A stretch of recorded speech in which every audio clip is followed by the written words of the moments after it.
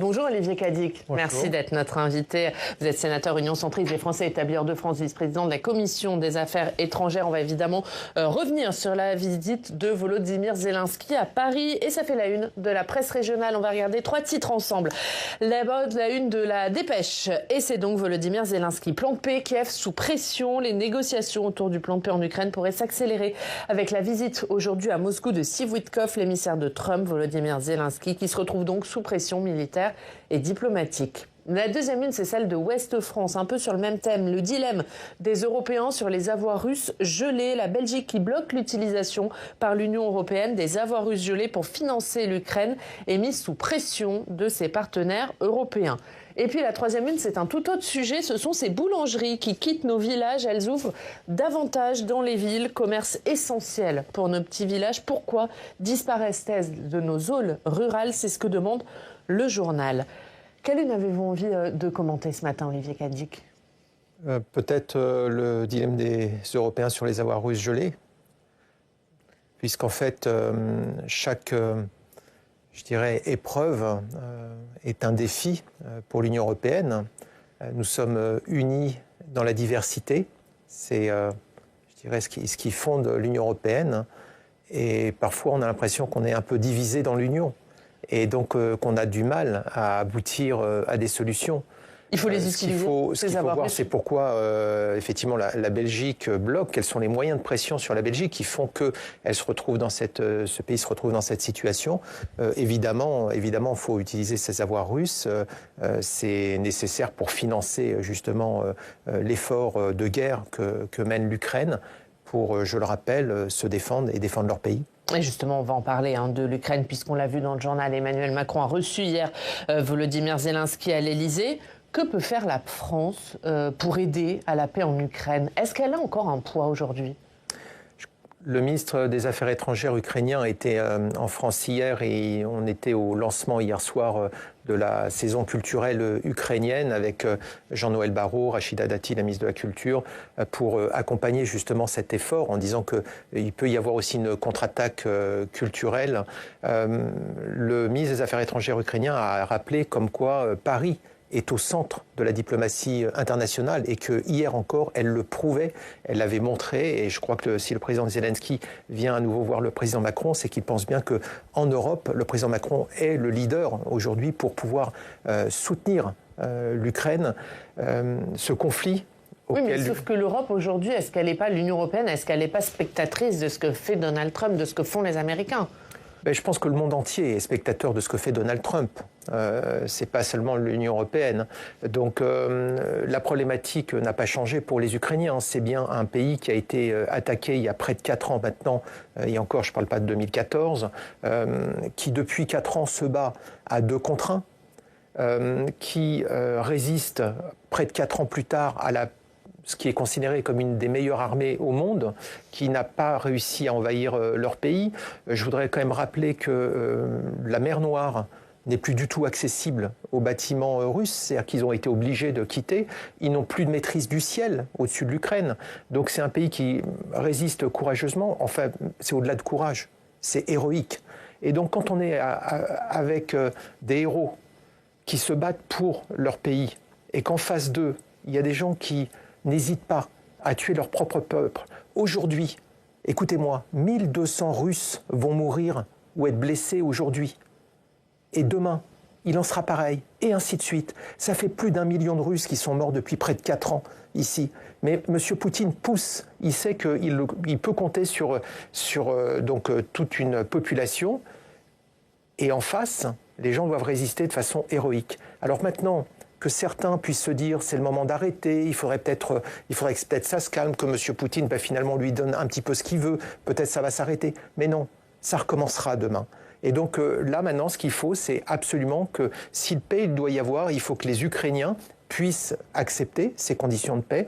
Et ça n'est pas une condition de reddition. Il faut voir que tous ces jeunes, hier soir, au théâtre de l'Hôtel de Ville, on était en direct avec 2 jeunes qui étaient sur le front. Je veux dire, la salle s'est levée pour les applaudir. Et vraiment, ce qu'ils font, ils donnent une leçon au monde. Est-ce que les Russes, eux, sont prêts à arrêter la guerre? On va voir ce qu'en dit Emmanuel Macron. Alors, il s'est exprimé hier après avoir reçu Volodymyr Zelensky, spécifiquement sur le plan de paix de Donald Trump. À côté du président ukrainien, Emmanuel Macron a rappelé le rôle que devaient jouer les pays européens dans ce plan de paix, et il estime que les Russes ne veulent pas la paix. La Russie signe et aggrave un peu chaque jour le forfait de son agression, en contredisant les lois les plus fondamentales de l'humanité et du droit international. Au moment où on parle de paix, la Russie continue de tuer et de détruire. C'est évidemment une insulte au droit et un obstacle à la paix. La Russie ne veut pas de cessez-le-feu, comme le dit le chef de l'État. Vous êtes d'accord? Le président de la République parle vrai, avec gravité. Nous sommes face à une puissance qui utilise 18 millions d'obus par an, 700 000 drones, ça ne s'arrête jamais. Et donc, effectivement, il faut comprendre à qui on a affaire, qu'il ne s'arrêtera pas. Il l'a montré au cours de toutes ces années, et qu'il faut se préparer à la suite, ce qui veut dire que ça rend beaucoup de débats que j'observe aujourd'hui en France un petit peu anecdotique quand on voit à quoi on doit se préparer. Mais juste, c'est quoi la suite? Parce qu'hier, Volodymyr Zelensky, il dit on doit terminer cette guerre de manière digne et préserver l'indépendance de l'Ukraine.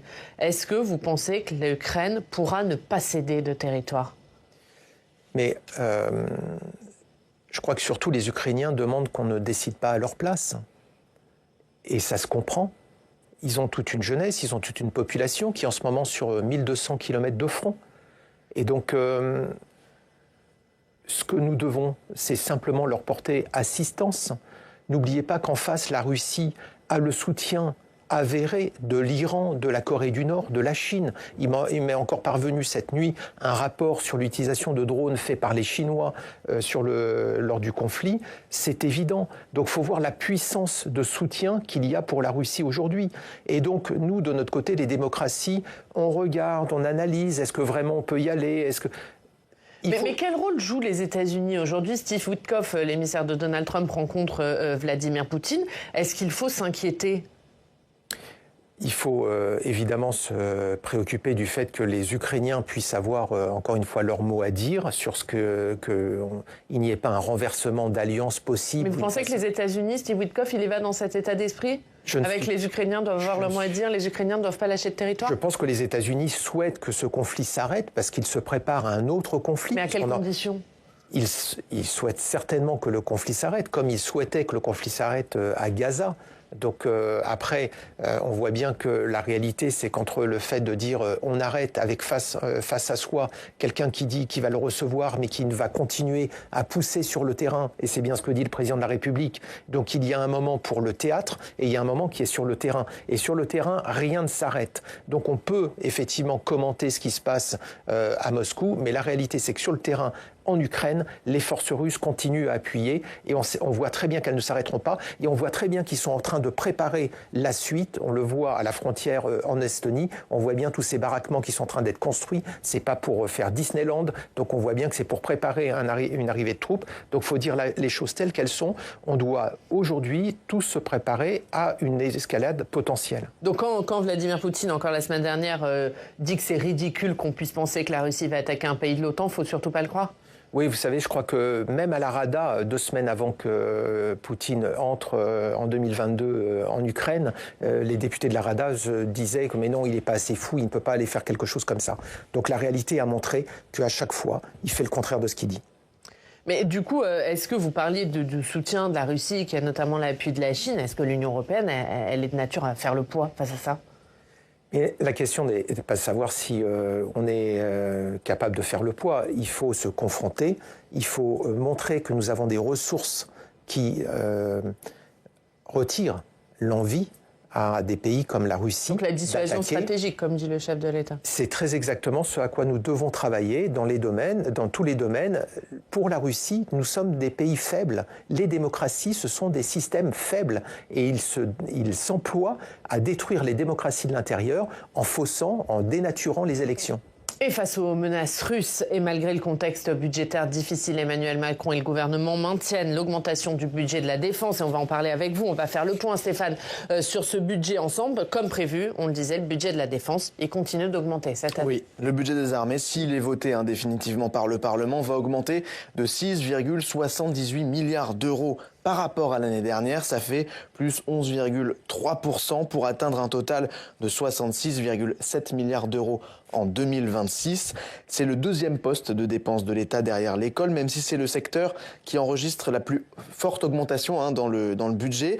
Et hier, le Premier ministre, à l'issue d'une réunion à laquelle vous avez participé, Olivier Cadic, a parlé du budget de la défense en mettant en garde les parlementaires qu'il a reçus. Il faut qu'ils votent le budget. Au fond, on ne veut pas prendre la représentation nationale en traître, on ne peut pas le prendre à revers en quelque sorte en leur disant voilà, attention, parce que cette somme-là l'année prochaine, elle est clé pour nos militaires, elle est clé pour l'entretien de nos matériels, elle est clé pour un certain nombre de commandes sur des fonctions qui sont absolument critiques et essentielles. Et ça là va durer dans le temps puisqu'on est sur une augmentation de pratiquement 36 milliards d'euros entre 2026 et 2030. Et ça s'explique par la loi de programmation militaire. Oui, cette loi de programmation militaire, elle contraint l'État dans le domaine militaire et budgétaire. Elle est entrée en vigueur en 2019 avant d'être modifiée en 2024 sur fond de guerre en Ukraine. L'objectif, c'est l'achat de matériel, d'équipements, de recrutement d'effectifs, entretenir la défense française. L'objectif, il est aussi financier. Le budget des armées augmente chaque année pour arriver à un total de dépenses de 400 milliards d'euros en 2030. Et vous le disiez, la tendance, elle est à l'augmentation, Stéphane, mais le budget de la défense, il connaît une hausse plus rapide cette année. Oui, parce que la loi de programmation militaire prévoyait une hausse de 3,2 milliards d'euros en 2026. C'est le cas chaque année, mais vient s'y ajouter cette année une autre hausse de 3,5 milliards d'euros. Celle-là a été décidée par Emmanuel Macron, c'était le 13 juillet lors de son discours aux armées. L'objectif est simple, doubler le budget des armées en 2027 par rapport à son arrivée à l'Élysée en 2017. Le président de la République justifiait aussi cette hausse par les conclusions de la Revue nationale de défense stratégique pour qui nous sommes entrés dans une nouvelle ère avec un risque important de guerre à haute intensité en Europe. L'annonce est intervenue aussi après l'engagement des pays de l'OTAN à consacrer 3,5% de leur PIB aux dépenses militaires. Aujourd'hui, pour vous donner une idée, la France est à peu près à 2%. Alors, à quoi vont servir ces 6 milliards d'euros supplémentaires pour les armées ? Alors, de ce qu'on en sait et ce qu'on peut en dire aujourd'hui, on a commencé à l'entendre avec le Premier ministre tout à l'heure, cet argent, il va servir à renforcer les équipements militaires, la cybersécurité, l'espace, le renseignement. On sait qu'il va y avoir 2,4 milliards d'euros d'achat de munitions l'année prochaine. L'augmentation du budget cette année permettra aussi l'achat de drones, de capacités spatiales, mais aussi la préparation des forces armées ou encore le remplacement d'avions de l'armée française. Et est-ce que ce budget va prendre en compte le nouveau service national qui a été annoncé il y a quelques jours par Emmanuel Macron ? Pas vraiment, Oriane. Le président de la République a chiffré ce service volontaire à 2,3 milliards d'euros. La somme est importante au regard du budget total alloué à la défense. Et pour le moment, elle n'apparaît pas clairement dans le PLF 2026, dans le budget 2026, ce qui sous-entend qu'il devrait y avoir une révision de la loi de programmation militaire qui court jusqu'en 2030. Cette révision, elle a été promise par Emmanuel Macron cet été. Elle devait intervenir cet automne, mais pour le moment, on n'en a pas vraiment de nouvelles. Olivier Cadic, vous qui êtes dans la commission défense, vice-président même de la commission défense ici au Sénat, est-ce que vous espérez, est-ce que vous appelez le gouvernement à une révision de la LPM, de la loi de programmation militaire, maintenant ou à la rentrée 2026 ? J'appelle surtout au vote du budget, parce que sans PLF, donc on ne pourra pas progresser. Aujourd'hui, je le rappelle, pour la Russie, nous sommes des pays faibles, les démocraties. Et donc ce qu'il faut montrer, c'est notre capacité justement à augmenter notre niveau de défense. On a besoin de cet argent supplémentaire pour de nouveaux équipements, on l'a dit, pour commencer à se préparer. La semaine dernière, le SGDSN a sorti le document « Tous responsables ». C'est que tout le monde comprenne bien qu'on a tous une responsabilité dans la bonne marche de notre pays. Et donc, effectivement, pour les parlementaires, aujourd'hui, il faut voter ce PLF.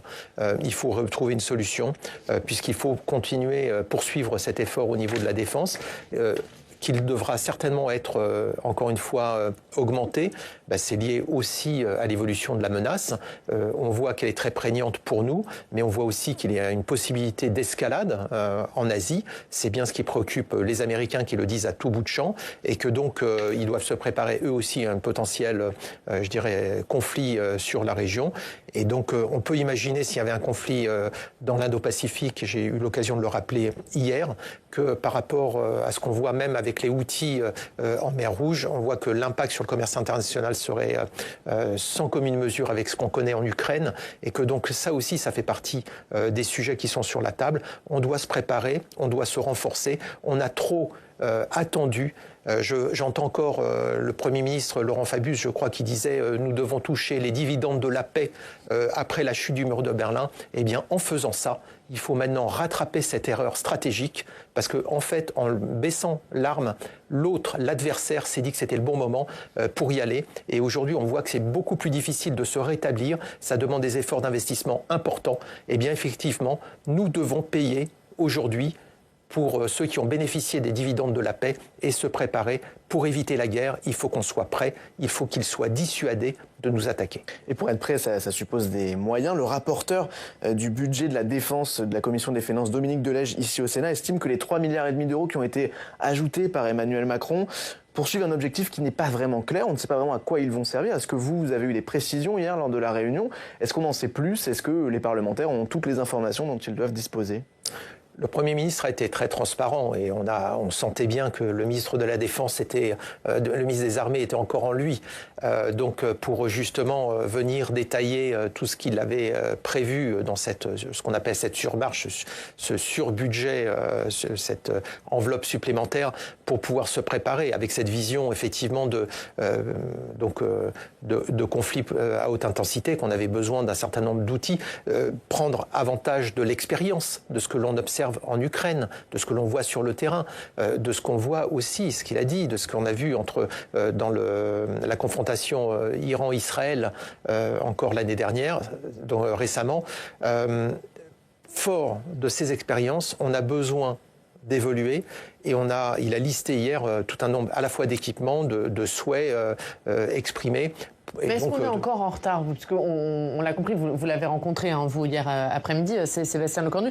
Est-ce qu'on a encore du retard sur les équipements, sur les forces, sur la cyberguerre aussi, la cyberdéfense?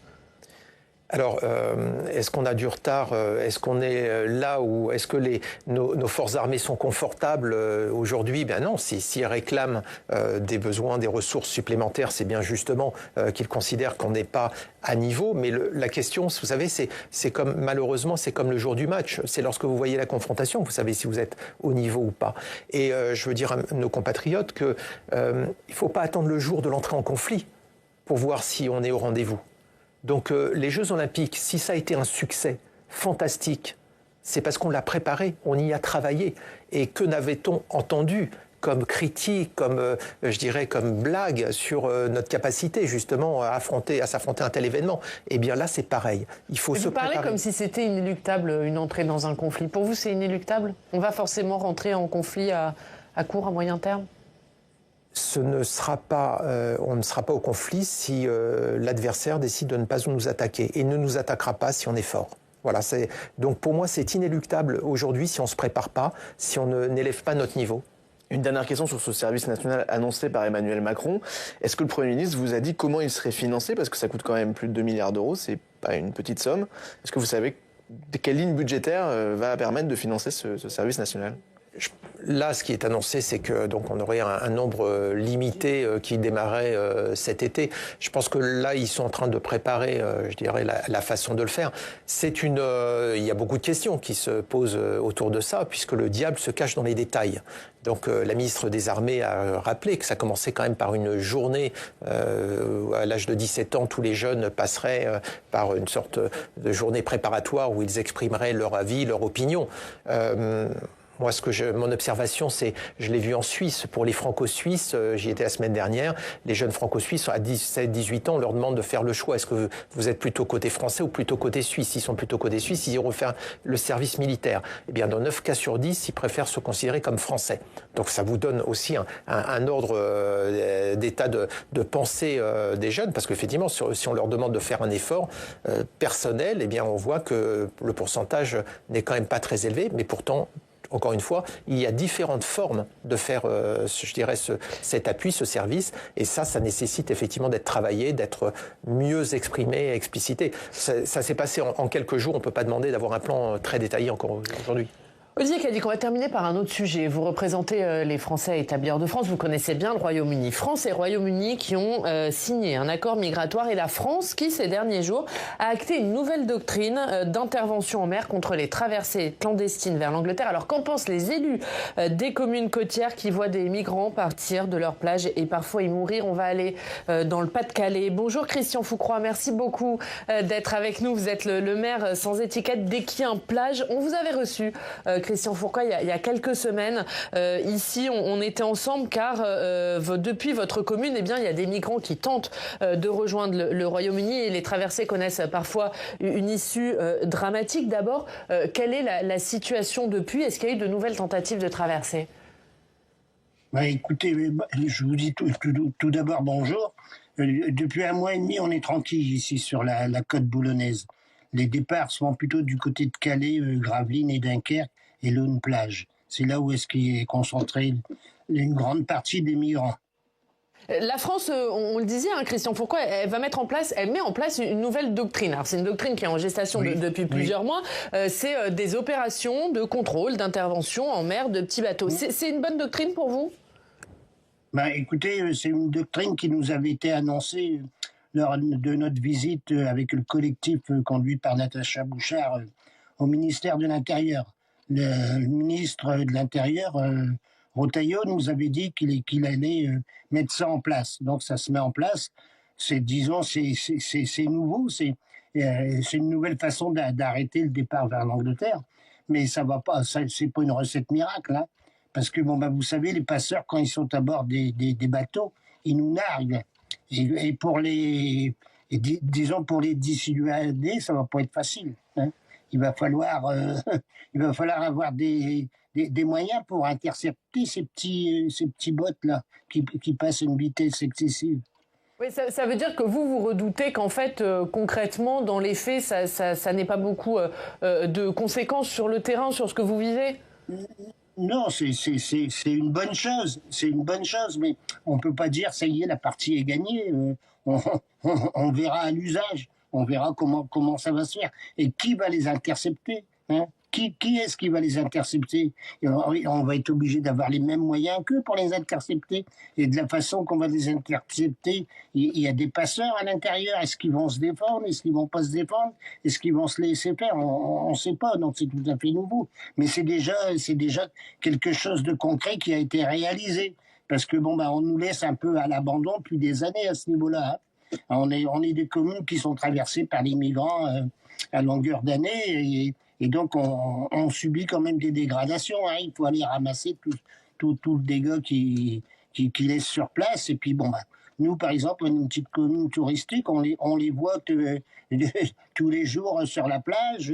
Ça ne rassure pas les touristes qui viennent passer un bon moment sur nos communes, hein. Olivier Cadic, qu'est-ce que vous avez envie de répondre à monsieur le maire? Et que je comprends son désarroi, puisque en réalité c'est une situation que l'on vit maintenant depuis des années et des années.